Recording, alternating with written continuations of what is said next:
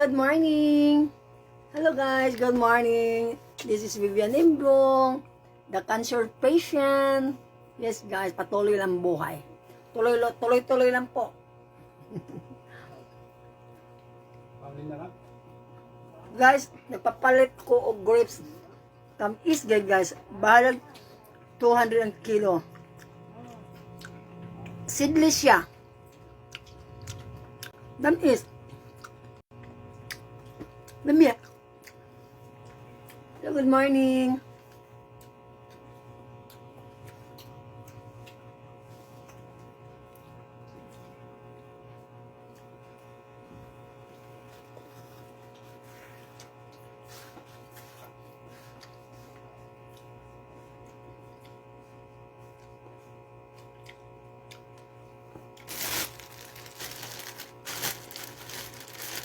Kung di ko mukhaon, anik ay ano, slice bread siya nga. Tamis ba? Butterscotch loaf. Matamis siya, bro.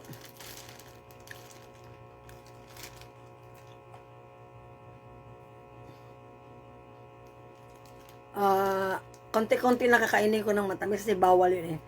Pag sweets kasi, pagkain sa may cancer, lalong nalala yung cancer mo. Pag sobrang tamis.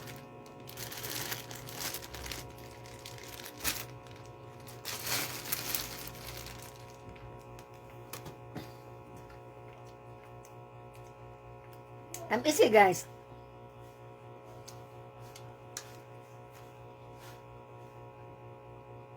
Mga unta. Ang galing nyo.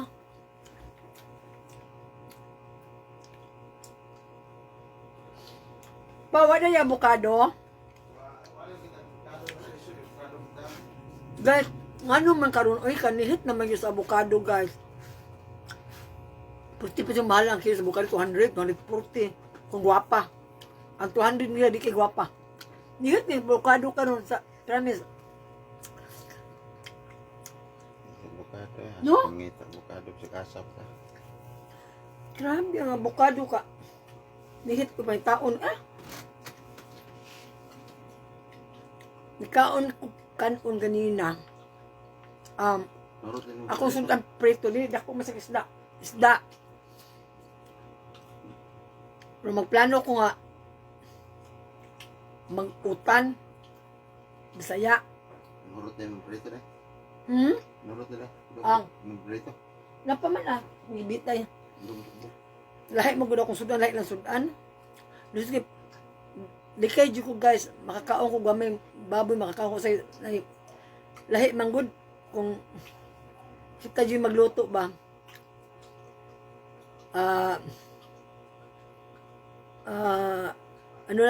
Dapat yun ba nga bantay atong kaon. Kay wala pa ba ako second operation sa akong breast. First operation pa ba to. Ditanggal pa to katong mga mass na ko ba, mga bukol. So kanang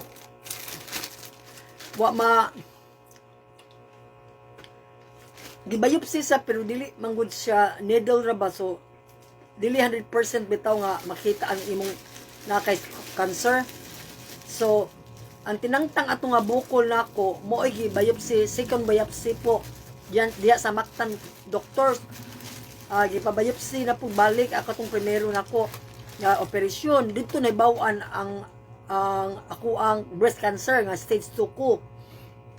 Mao ni sa request ko sa akong doktor sa mapirahan gyud ang tangon niya siya. So refer na ko dito sa Soto, outpatient lang po, kung madugay jud basta outpatient ka gawas o admitting ka. Pero bisan pa sila admitting ka, kinahanglan mo mo process jud ang laboratory nila gid. Dili ka operahan basta kanang dili ka complete laboratory, mostly kanang mga MRI, CT scan.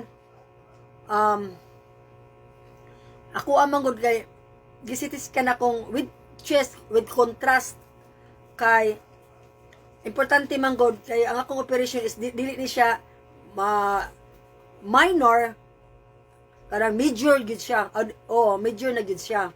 Di na, so need gyud siya nga ang imong condition sa imong heart, tanan, mga laboratory, imong baga, imong sugar, ila na i-clear before kanila operahan. Kay di na sila mo kanang mo undergo nimo ang doktor nga operahan na ka basta-basta kundi clear up ang imuhang condition sa imong lawas. Ako lamang pasabton guys o ngano nadugay ko sa ako ang second operation sa akong breast. Kani siya mo sa right breast nako. Actually guys, mo ni siya tangtangon. Natangtang ni mga bukol pa, wala pa siya matangtang akong breast. So, nagpay-bowded ko no, mamo nag-live bitaw ko this morning kay nay nangutana sa akong TikTok nga napirahan na ba ko, mostly si Mayor last month kato nag-live si Mayor sa iyang kuan with nag-live gisa siyang sa video niya isumbong mo kay Mayor. Na-mention ko niya, ako mga itong i-post, na-mention ko ni Mayor Junior Ahong. Yes, good morning sa ato dahil Mayor nga buotan diri sa Lapu-Lapu City o ka Ma'am Cindy ka congresswoman nato sa Lapu-Lapu nga good example, a good leader gid sila atong ginakita sa Lapu-Lapu unsa kadakong improvement. Yes, dili na to ma-deny. Yes, nakita nako. Og sa ako ang best friend nga si Ma'am Jo Kirante, Ma'am Jo, bye, toy. Ansa ba? Daghang kay salamat. Toy, until na wala pa ko maoperahi gyud, Mayor. Kay ibalo na magi mo sa suto, processing gyud. So, inoon ako ang tutoy, musakit ang agi sa operation so first. So, nagsige na ko follow up sa akong mga laboratory. So, maybe ganang ang akong mas maayo siguro nga before ko dili pa ko mapira sa akong birthday. By the way nga pala, hapit na akong birthday, pero invite mo na ako online lang. Limit na ako, watch ko kagasto. Pagpasalamat na dyan ko sa Ginoo nga ganun 22 nga maabot pa akong life nga healthy lagyapon ko bisag sa akong sitwasyon nga na ako'y breast cancer, pero di man gamoto ang uban. Mabitaw nga ako nang gipaagi ng TikTok akong live. Dili sa pagkuan guys. Sa akong TikTok ba, sa akong video, kita mas gano'n mo kabibit mo, kinawa man ko ako ang TikTok. So nibalik ko karo 1 week kapin pa nag-new account ko.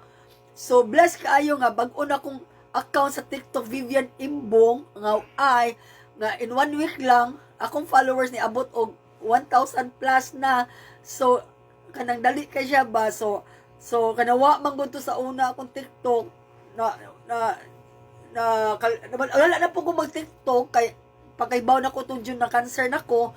So di balik ko karon kay ako this pagkuan kanang naamang mi sa church karon sa mong GIL. So kanang active ko, and then ani man gini guys, ang Ginoo man gid atong gunitan, dili ang ato ang pang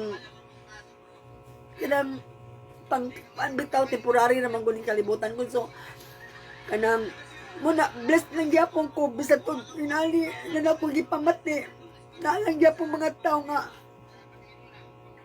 na-miss din ako ni ay.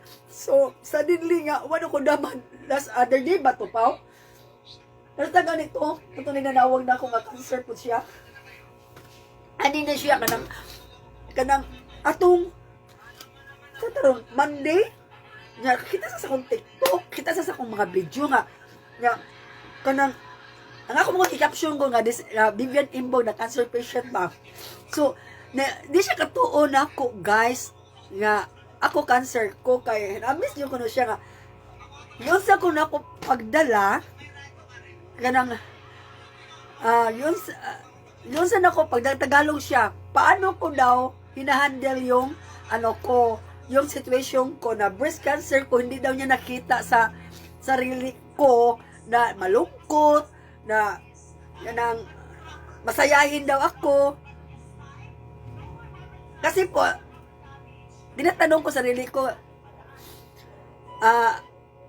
nung hindi ko pa natanggap, lagi ko tinatanong sarili ko na hanggang dito na ba lang ako? Magkukulong sa kwarto ko? iyak ng iyak. Nung last June nga, nung nalaman ko, hanggang July, August, hindi ako makatulog. Iyak ako ng iyak. Minsan nga, madaling araw, bigla na lang akong gigising. Lilipat ako sa kwarto sa anak ko. Magising na lang si Angelica Imbong. Ma, ano nangyari sa iyo? Iyak ka na naman. Ma, magdasal ka, mag-pray ka lang. Yun.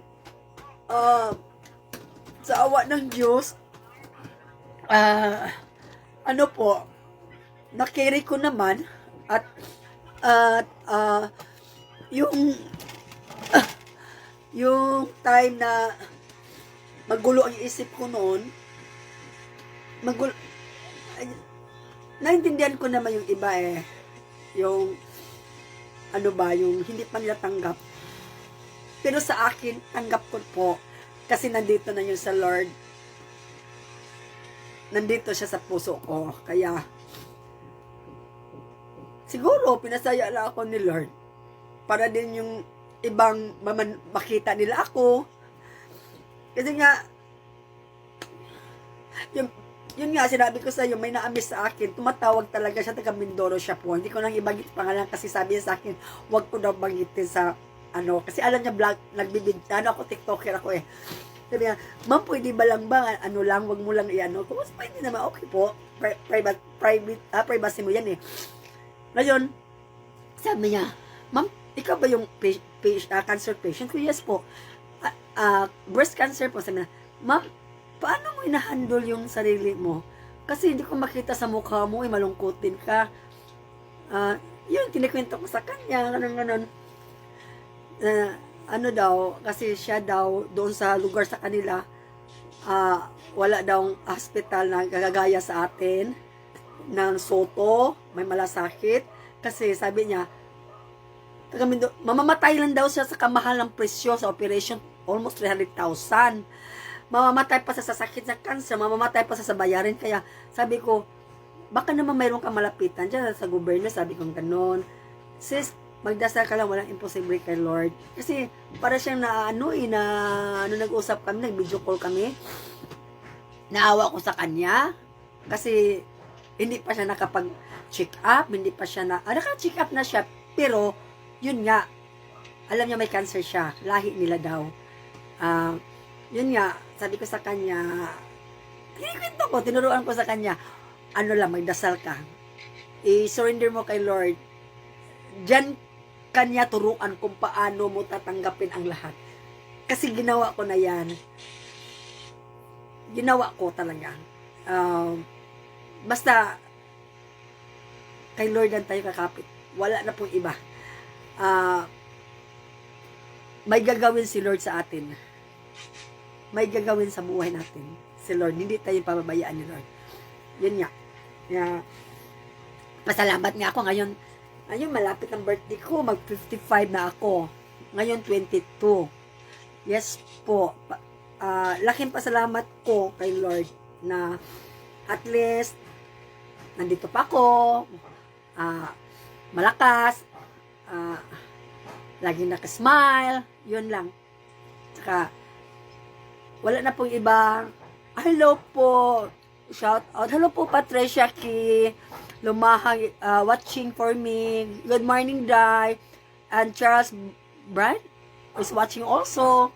Hello, good morning, everyone. Pasensya na. Yun nga. Kaya ba kayo magtaka? Kain ako lang kain ito.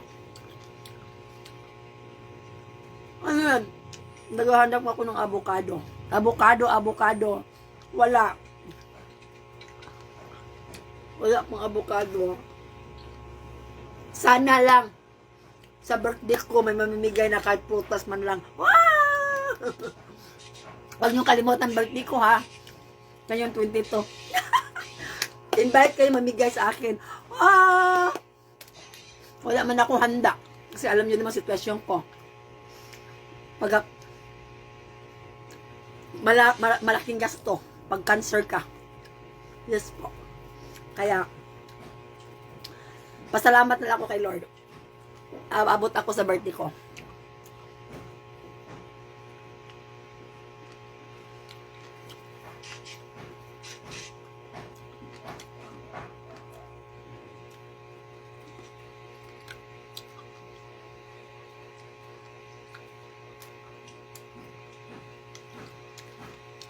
Asan mga avocado? Asan tamat ang avocado eh? Nalukob na ko tuyok. Nakoy makan avocado marka isang last week. Sus, ila ka niya. Ang galagom na. Ilang kilo? 180 to 100 ko just good. Nakoy avocadong gitanom, pero pa mamunga nangka pa.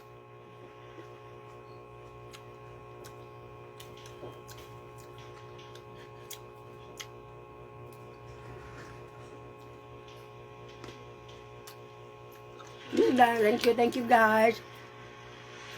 Salamat. Thank you, bye. Blessed Wednesday. Wednesday ba tayo yan? Thursday pala. Blessed everyone. Amping. Sa atong pamuhaton, adlaw-adlaw. Lagi po tayo iaalay ang buhay natin kay Lord. Yun lang po. Si Lord lang po ang hawak sa buhay natin. Siya ang ating unahin. Yes po. Yan po. Thank you. God bless. Love you.